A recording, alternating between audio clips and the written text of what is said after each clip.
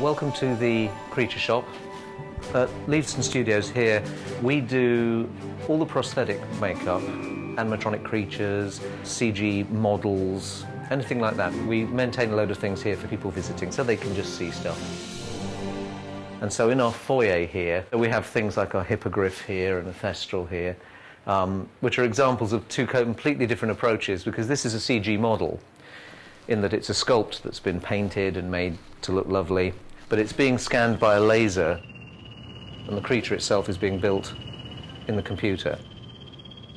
This hippogriff is a functioning model, so this creature is basically a machine. When something actually has to move, it becomes quite difficult to manufacture. Every feather is cut individually, it's coloured individually, and glued on individually. And we made 3 of these things. So it's months and months and months of work for a large crew. But it's the only way you get something that actually moves like real flesh or like a real creature. The object of the exercise with any of these creatures, it's that it looks as real as possible, so that you can go totally close on it, and it can be seen, 100 feet across on a massive cinema screen, in close-up, and it'll hold up. And then through here, we have a whole variety of smaller objects. I mean, we have little dragon cages, Mad Eye Moody's leg, monster books, shrunken heads, Mrs. Norris, Fang the dog. This is a stunt dog for the second movie, just because they were driving the car through the woods and you couldn't put the real dog in the back of the car. But this stunt dog did actually move by radio control, and it did dribble like the real dog as well, which we put in just really to upset Rupert, but it does work. We have werewolf suits, Dobby the house elf down here, and various goblin werewolf maquettes, and frozen bodies. In the second movie, the kids who get, and nearly headless Nick, who get paralysed by seeing the basilisk, we made silicone dummies of those, which have to be shot in close-up, so they're very detailed. Goblins from the first film, these are background heads up here, so they're pretty crude. Nothing like the stuff we're producing at the moment. But, for their time, they did the job. We tend to fill up the shelf space with maquettes, primarily because we have tours and things, people coming through and they see stuff.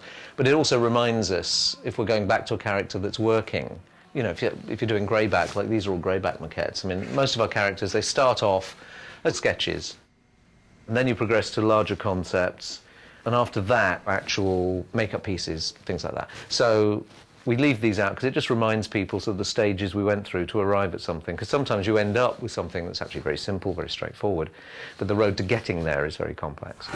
You're coming into the moulding area now, into our mould shop. This is where sculpts come to actually be moulded so that we can produce out of those moulds the flexible silicone or foam latex actual bits that get used. We do this for every single character, and I mean, if you look around the room, there's an awful lot of moulds here, but there are 40-foot containers on the back lot just filled with moulds from all 8 movies. They're all catalogued, they're all photographed. It takes time to produce them, so it actually represents a huge volume of work. If you have a full-grown actor in, and his life cast's probably good for a couple of years, unless he, say, puts on a load of weight or something like that. Whereas the kids, they were completely different, especially in the early years. They were dramatically different between movies. So we got them in and it was a whole new thing again, from scratch. This is our art finishing department, and this is where all the silicone pieces come through to be painted prior to being stuck on people as makeups, or to be haired, where we put eyebrows in, like 1 hair at a time, all of that kind of thing. But this is where the art finish occurs. Because all our prosthetic makeup pieces are only used once, and then they're discarded, everything has to be reproduced. So everyone in here has to be able to not only paint very realistically, but they have to be able to reproduce the same paint job, exactly the same, time after time after time. And so something like this, which is a goblin prosthetic piece, there'll be a load of these, and they have to match. Not only do they get painted, but they have to be eyebrowed. I've asked them to make the eyebrows 1 hair at a time. They're punched in with needles, which is very, very slow, painstaking, repetitious work. We're in the animatronic shop here. This is where basically we make the things move. Anything that requires a skeleton and an internal structure that is capable of motion ends up in here. Practically every piece of metal inside these things is made in-house, because to make everything fit together, you have to sort of do it from scratch. If you look at this, one of the reasons the movement is so nice and organic is, again, this is a very soft silicon skin. Every hair has been punched in individually. This is all bristle. And it makes the movement become very organic on the outside and just brings it to life. Hedwig has sort of been in all the movies at some point where the real owl is a problem, it's too noisy, you know, or it's flapping away in the background. You can put something in that you can control. These, at the moment, are being operated in a very simple way in that we're using radio control transmitters, the kind of thing you would use for a model aircraft. And Jim's operating at the moment, just moving things about. If something gets very complicated and you end up with a whole team of people having to use machines like this, you bring in a computer system and you program it so that you end up with a load more different movements, a whole number of movements, but being controlled by one or two people.